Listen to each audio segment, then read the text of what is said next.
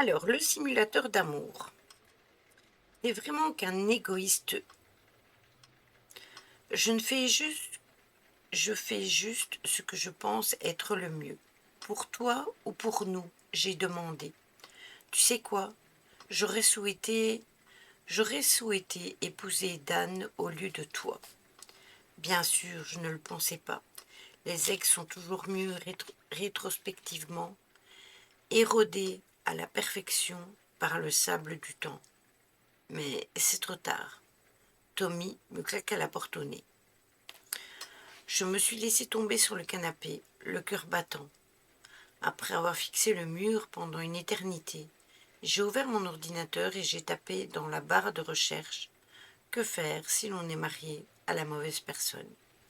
J'espérais un site pour m'aider ou peut-être une sorte de wiki-o sur le divorce. J'ai eu quelque chose d'autre à la place. Problèmes conjugaux? Essayez le simulateur d'amour. Seulement 19,99 $. Curieux, j'ai cliqué. Je m'attendais à moitié à un site porno, ce qui honnêtement m'aurait aussi convenu. Mais ce n'était pas un site de ce style. Une page s'est chargée.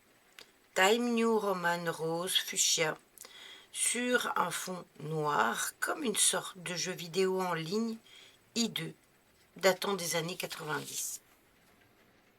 Bienvenue dans le simulateur d'amour. Inquiet d'être sur le point de vous marier à la mauvaise personne ou que vous l'avez déjà fait, découvrez le ci-dessous. En dessous, il y avait une rangée, votre nom, le nom de votre partenaire, votre page Facebook de votre partenaire. Cliquez ici pour insérer des photos, des vidéos, des effets sonores. Souvenez-vous, plus vous nous donnez d'informations, plus la simulation sera précise. Pas encore, c'est que le 30 septembre et je fais toutes les démarches en ce moment. Ah, super. Oui, mais j'avais douté, je m'étais douté parce que le 39 septembre n'existe pas.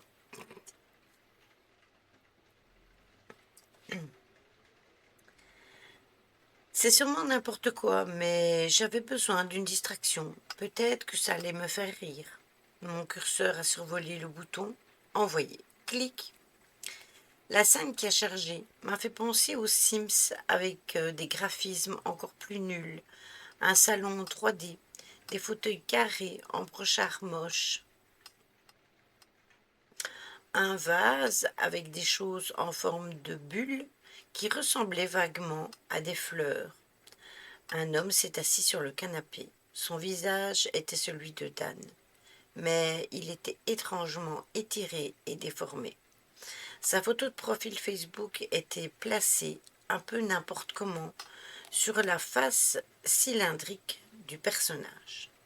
« Salut Ava », dit une voix automatisée saturée par les enceintes de mon ordinateur.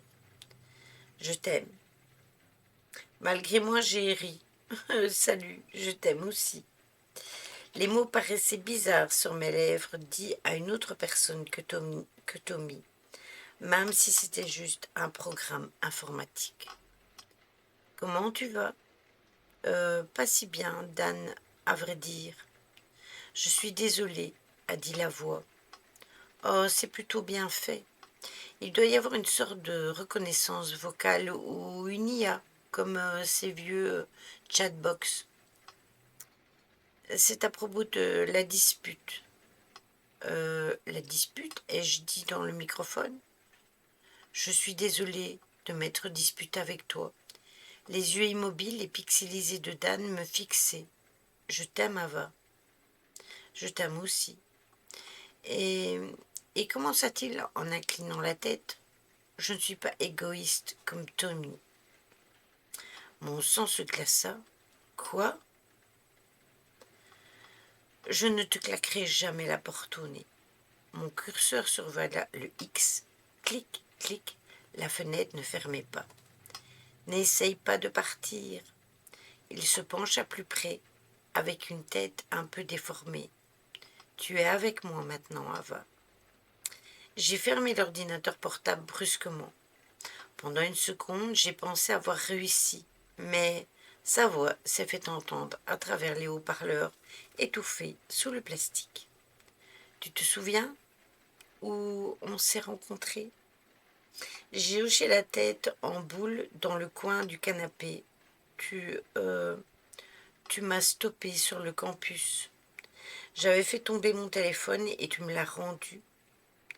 As-tu déjà réalisé que tu n'es pas vraiment...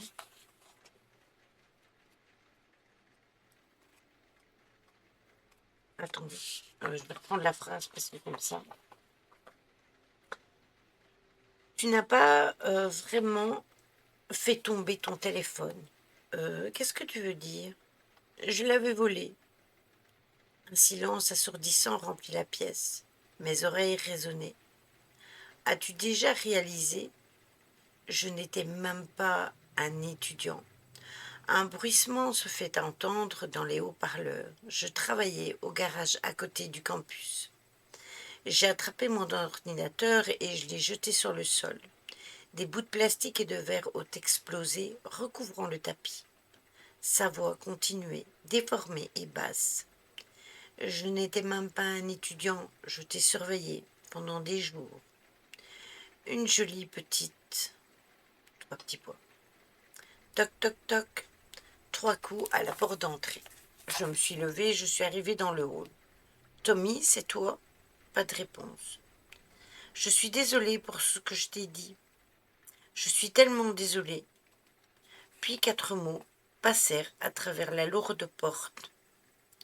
Sortir de la simulation. J'ai fermé les yeux et j'ai crié. Une main m'attrapa le poignet et me tira vers le porche. Ava, Ava. J'ai ouvert les yeux. Je n'étais pas debout sur le porche. J'étais assis sur mon lit, dans une pièce sombre. Une odeur de moisi inondait mes narines. Un faible bip provenait de quelque part dans les ombres. Ava, tu es de retour? Je me suis retournée pour voir une silhouette dans l'ombre assise devant un ordinateur. Je suis de retour. De quoi parlez-vous? Je me suis relevée davantage. Mon front me démangea soudainement. J'ai levé la main pour me gratter et mes doigts touchèrent des fils à la place de la peau. Oui, je viens de sortir de la simulation. La voix était grave, basse et familière. L'homme s'est levé et s'est dirigé vers moi. Son grand nez, excusez-moi. Ses cheveux courts et noirs brillants à la lumière.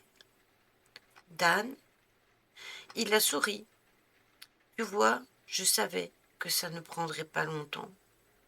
Tu es une fille du genre l'herbe est toujours plus verte ailleurs. Tu as dit que tu aurais dû épouser Tommy, donc je t'ai offert cette possibilité. Et puis, seulement 2 jours dans la simulation, tu lui dis que tu souhaiterais m'avoir épousé. Il se mit à rire. Tommy n'est qu'un foutu égoïste, pas vrai? Mon sang se glaça. Les souvenirs revenaient peu à peu, le mariage avec Dan, la dispute à peine quelques semaines plus tard. Tu es un menteur, un enfoiré. J'aurais souhaité épouser Tommy. Il s'est passé quoi après? Je ne m'en souviens pas. Je t'ai traîné ici et j'ai commencé la simulation. Il fronça les sourcils. Je suis surpris que tu te souviennes pas de ça. Tu jurais et tu criais pas mal. Mon cœur s'est arrêté. J'ai alors sauté du lit, déchiré les fils sur mon front et couru en haut de l'escalier. J'ai entendu ces cris derrière moi et ces pas retentissants. J'ai ouvert la porte et j'ai disparu dans la nuit enneigée.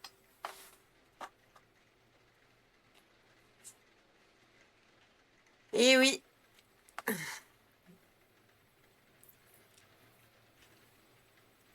ça fait peur, Stella, j'avoue.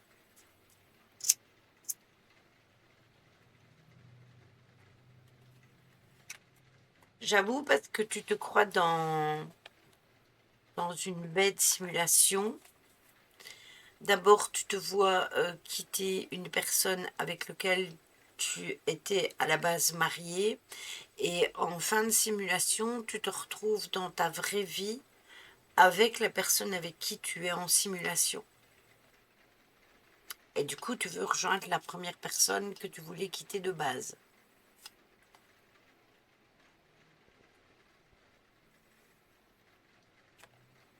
Donc, voilà.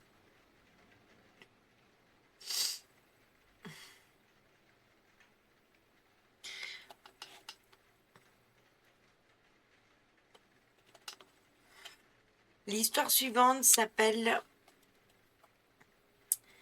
Stéréogramme. Louché pour voir l'image cachée. Becky s'assit sur le sol, le livre à plat sur ses genoux. C'était un de ces livres de stéréogrammes Magic Ace. Vous devez fixer un motif bizarre, louché, jusqu'à ce que vous voyez l'image en 3 dimensions cachée. Elle l'a trouvé à la bibliothèque parce que, apparemment, Becky pensait que c'était un truc cool à faire. Je ne la vois pas, s'est-elle plainte. Laisse-moi essayer. J'ai soulevé le livre de ses jambes. La première page représentait un motif de fleurs sauvages dans un champ. J'ai croisé les doigts. L'image s'est divisée en 2 parties translucides superposées. Puis les motifs ont formé une petite grenouille. C'est une grenouille, ai-je dit, lui redonnant le livre. Elle a grimacé. Elle a alors enlevé ses lunettes, rapprochant la page de son visage, et ses yeux bruns se sont mis à loucher. Ses sourcils froncèrent. Je ne la vois pas. Faisons la suivante. La page d'après était tout aussi ennuyeuse que la première, un motif de cœur et de poids.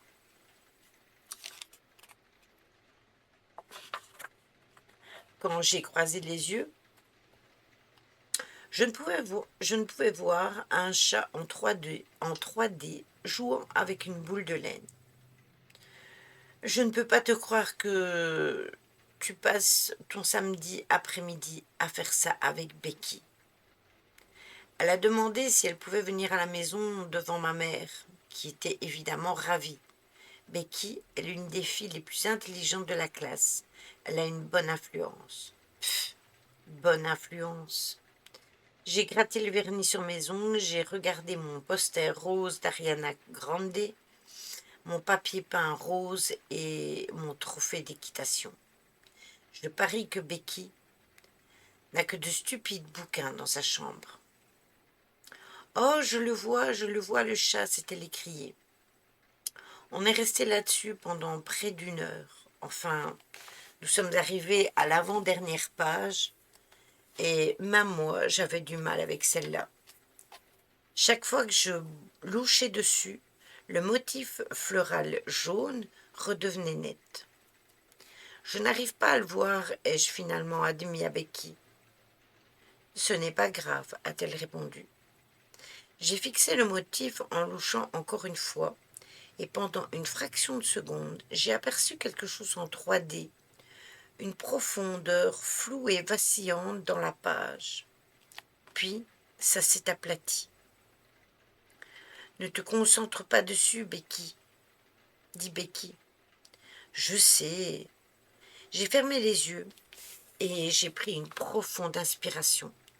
J'ai de nouveau regardé l'image en louchant. L'image est devenue floue et puis elle s'est immobilisée.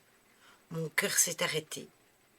Ce n'était pas un mignon petit chien ou chat comme sur les pages précédentes, c'était une femme. Elle se tenait debout, droite, les cheveux tombant irrégulièrement sur les épaules. Pas de détails ou de vêtements, pas même un visage, seulement cet éternel motif floral jaune. Mais je le savais.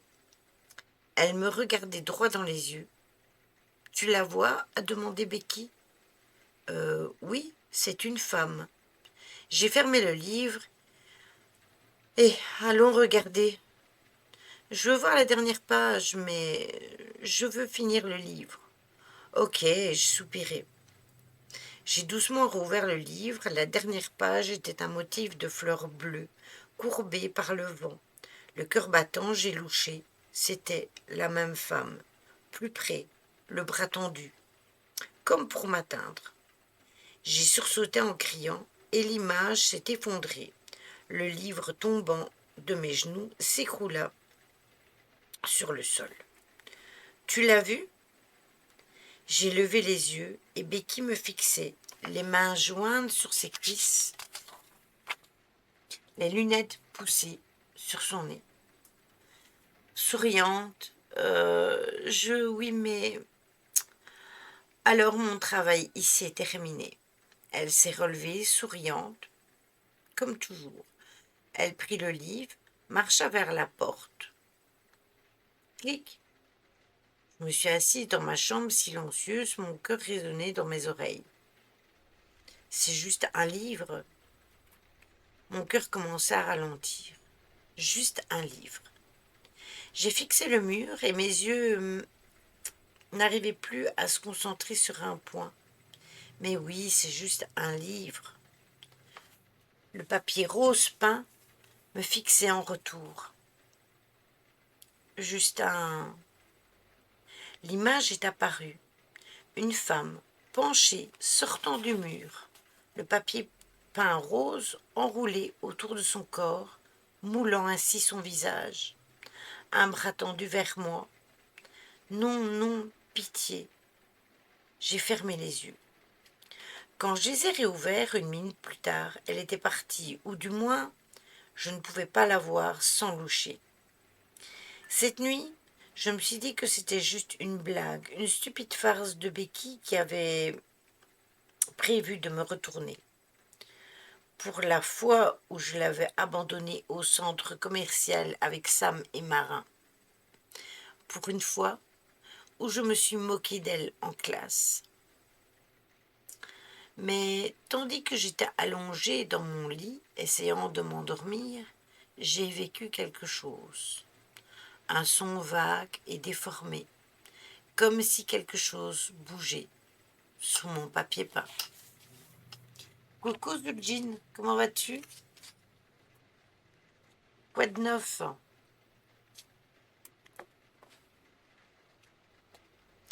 Ne vous amusez pas à fixer votre papier peint cette nuit, si vous avez du papier peint chez vous.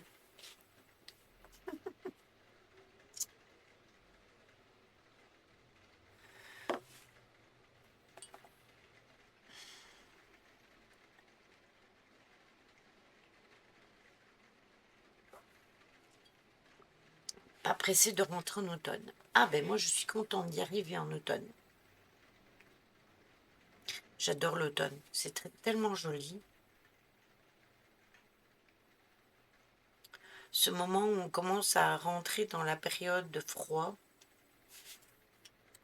mais où on n'y est pas encore, où les feuilles vont commencer à changer de couleur, où elles vont commencer à tomber.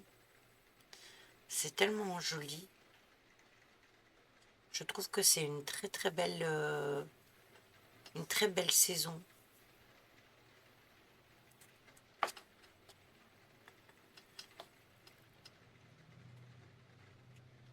C'est le moment où on va commencer à se coucouner à la maison. J'aime aussi, mais j'ai l'impression d'un été express cette année. Ben écoute, moi je l'ai trouvé très long. Je l'ai trouvé très long, justement, cet été.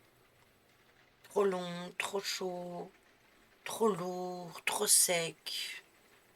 Voilà, trop tout. Je suis contente de le laisser derrière moi. La semaine prochaine, nous passons sur le sabbat de Mébonne.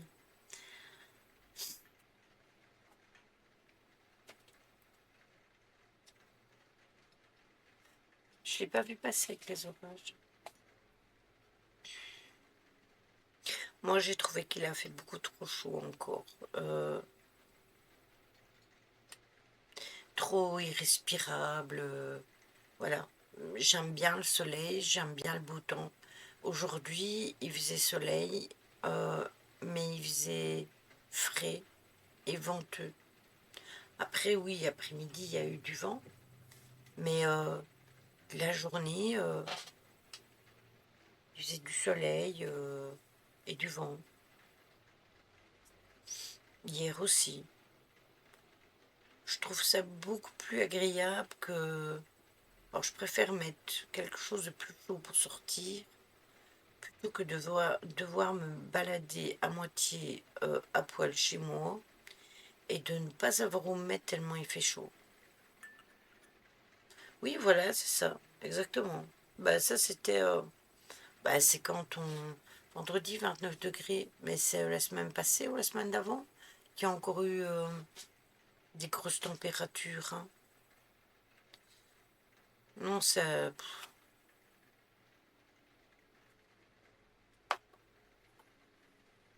je préfère devoir rallumer un peu le chauffage et mettre un peu les radiateurs et tout, plutôt que d'avoir trop chaud. Au moins, quand on règle la température chez soi, on la règle à la température qu'on veut.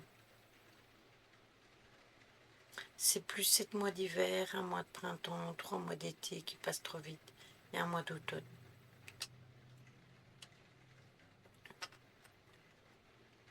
Bah pourtant, t'es en France, toi, non?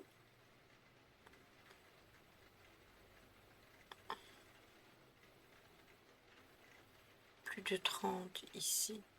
Je vais faire mes volets. Tu vas faire tes volets?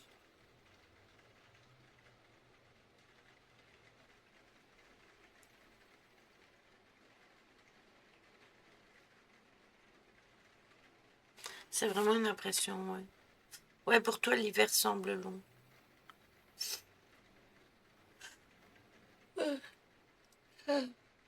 Après, non, en hiver, l'hiver passé, on n'a pas eu beaucoup de neige, ni beaucoup de gel, je trouve. Il y en a eu beaucoup plus l'année d'avant. L'année d'avant, il y a pas mal neigé, pas mal gelé. Mais l'année passée, c'était pas beaucoup de pluie, hein.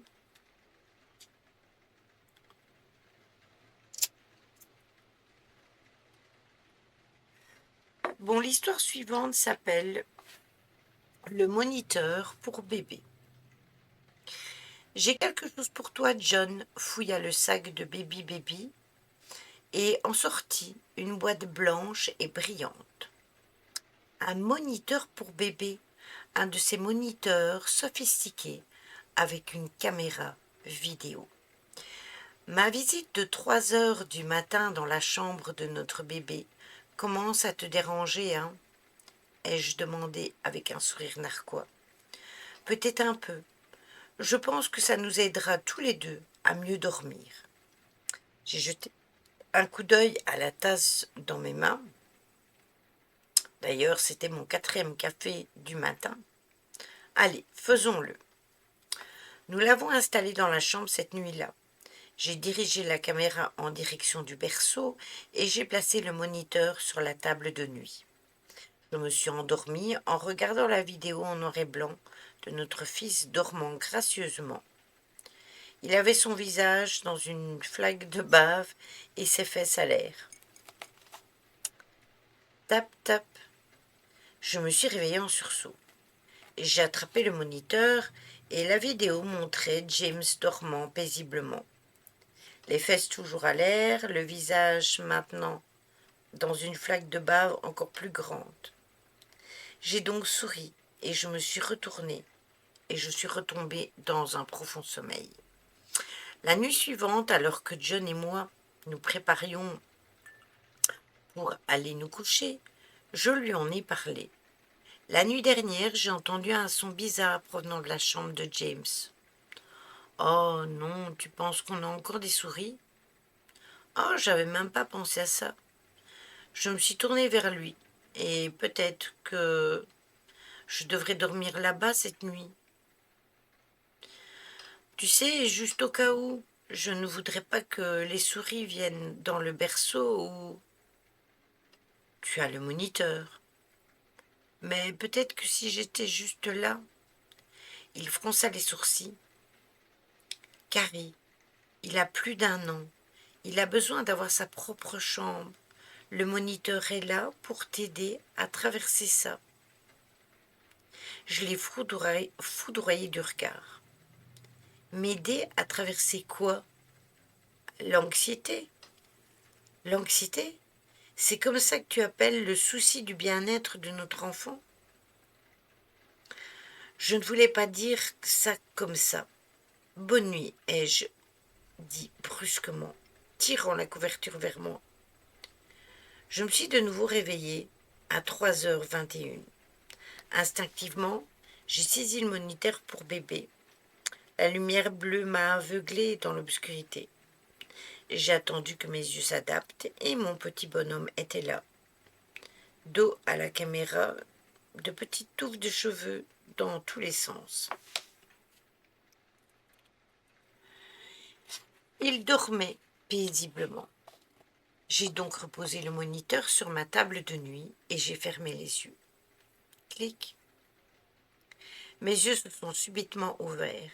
James était maintenant face à moi, les yeux fermés, sereins, ses petites joues potelées posées contre le matelas. Rendors-toi, il va bien, arrête de le surveiller. Peut-être que John, au final, a raison. Je me suis forcée à garder les yeux clos. Il va bien. Le brouillard du sommeil emplit mon esprit, mélangeant mes pensées en rêveries confuses. Il va bien, bien, bien. Tap, tap. Il va bien, arrête de le surveiller. Rendors-toi, me dis-je. Ouin, ouin, ouin. Un cri bruyant a traversé le mur, puis le moniteur une seconde plus tard. Mes yeux se sont ouverts brusquement. James était toujours dans la même position. Mais, malgré les cris provenant de sa chambre, sa bouche était fermée. Que se passe-t-il? J'ai sauté hors du lit, trébuchant à travers le hall. J'ai saisi la poignée de la porte, je l'ai ouverte précipitamment, courant à l'aveugle dans la pièce. James était allongé dans le berceau, pleurant à chaudes larmes, et une silhouette sombre était perchée sur lui. Éloigne-toi de lui. J'ai couru vers le berceau, et la silhouette s'est précipitée à travers la pièce, et en un instant, elle s'est glissée par la fenêtre. J'ai sorti James de son berceau, le serrant contre ma poitrine. James, James, est-ce que ça va? Carrie, cria John, entrant dans la pièce. Appelle la police. J'ai quelqu'un qui était ici. J'ai vu quelqu'un qui était ici. Alors que je serrais James contre moi, quelque chose a attiré mon regard. La caméra du moniteur pour bébé, sa petite lumière rouge clignotant dans l'obscurité. Il y avait quelque chose de posé devant, une feuille de papier. Je l'ai prise et je l'ai retournée. Non, c'était une photo de James dormant paisiblement dans son berceau. Tu fais bien le bébé. J'en ai été un, hein, Stella. Ah, ça me fait penser, j'ai oublié d'appeler ma mère. J'étais un bébé qui a hurlé, pleuré comme tous les bébés. Oui, donc du coup, il y avait apparemment quelqu'un qui avait mis une photo face à la caméra. Donc elle, chaque fois qu'elle regardait, elle voyait le bébé dormir, sauf que c'était une photo. Et c'est parce qu'il a pleuré qu'elle s'est réveillée.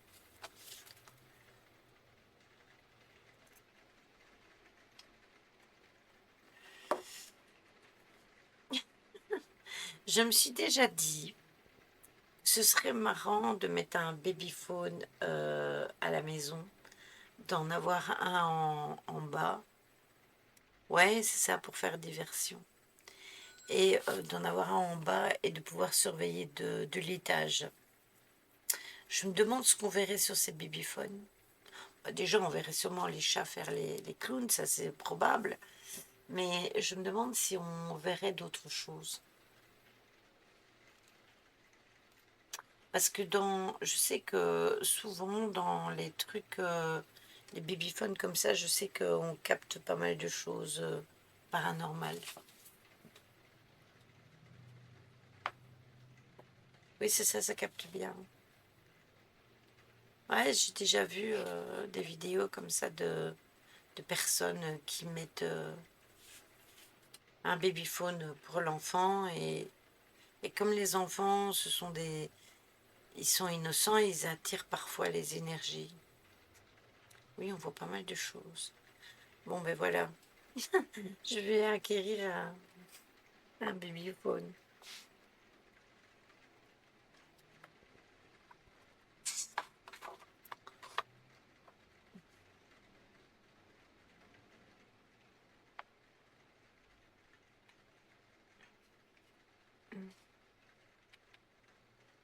Allez, on va encore en lire une.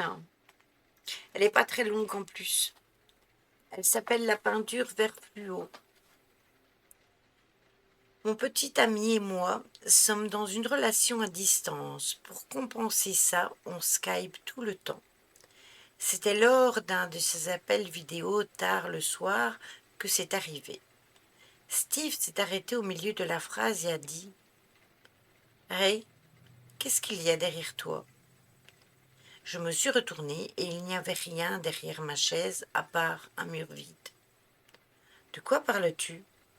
La fissure dans le mur. Arrive à faire une crise. Tout va bien avec le mur. Oh vraiment ? Tu ne vois pas la grosse fissure traverser tout ton mur ? Je me suis retournée à nouveau. Tout ce que j'ai vu, c'était ce mur vert fluo hideux. Harry, le propriétaire, a peint tous les appartements de l'immeuble comme ça. Tous les murs blancs à l'exception d'un accent vert fluo, aveuglant sur l'un des murs de la pièce principale. Non, je ne la vois pas. J'ai soupiré, puis j'ai dit de ma voix la plus séduisante « On ne pourrait pas revenir où on en était. » Peut-être que c'était un bug ou un genre de saleté sur la caméra. J'ai donc soupiré. Vérifie ta webcam. Bien. J'ai cliqué sur la petite image de moi-même dans le coin. Ça a rempli l'écran. Je me suis figée. Que ce soit une saleté ou un bug, je n'arrivais pas à savoir, mais il semblait bien y avoir une épaisse ligne noire et irrégulière qui traversait la peinture vert fluo. C'était vraiment étrange. J'ai frotté la webcam, mais ce n'est pas parti. J'ai raccroché et j'ai rappelé, mais ça n'est toujours pas parti. Ça a l'air de plus en plus grand maintenant, a-t-il dit. Quoi ? Au début, c'était juste une fine ligne, maintenant ça a l'air de faire 5 cm de large. Ok, est-ce qu'on peut parler d'autre chose à présent ? Mais c'est tellement bizarre. Nous avons continué à parler, les yeux de Steve restaient fixés tout le temps, juste au-dessus de mon épaule. J'ai essayé de l'ignorer et j'ai commencé à lui reparler. Donc Mary a dit « Qu'est-ce que tu fais ici au salon, en plein milieu de la nuit ?» Et j'ai dit « Hey, derrière toi. » Quoi ? Mais je n'avais pas besoin de demander. Alors que mes yeux jetaient un coup d'œil à la petite image dans le coin, j'ai vu que la fissure derrière moi était large, bien plus large qu'avant, et 4 doigts en sortaient. Je me suis levée et j'ai couru hors de l'appartement et arrivé en bas des escaliers, j'ai ouvert la porte et je suis sortie dans la nuit froide. Alors que j'essayais de me ressaisir, j'ai levé les yeux vers l'immeuble et j'ai vu une ombre noire passer derrière le rideau dans une pièce du 3e étage. J'ai sorti mon téléphone et appelé la police.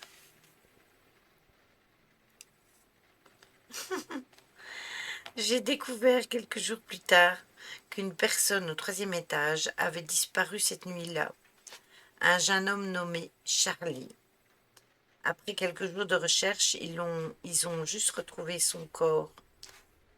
Et son corps était à l'intérieur des murs. Pourtant, Il n'y avait aucun dommage sur le mur, et le corps qu'ils ont retrouvé, même s'il correspondait à l'ADN de Charlie, était dans un état de décomposition avancé. Il n'était guère plus qu'un squelette, même s'il n'avait disparu que quelques jours auparavant. Il y avait aussi autre chose. Alors que la police poursuivait son enquête, ils ont découvert que la peinture vert fluo affreuse que Harry avait utilisée n'était pas seulement de la peinture, elle était mélangée à une sorte de substance chimique étrange que même les scientifiques avaient du mal à identifier. Et Harry, il a disparu la nuit où le corps a été retrouvé.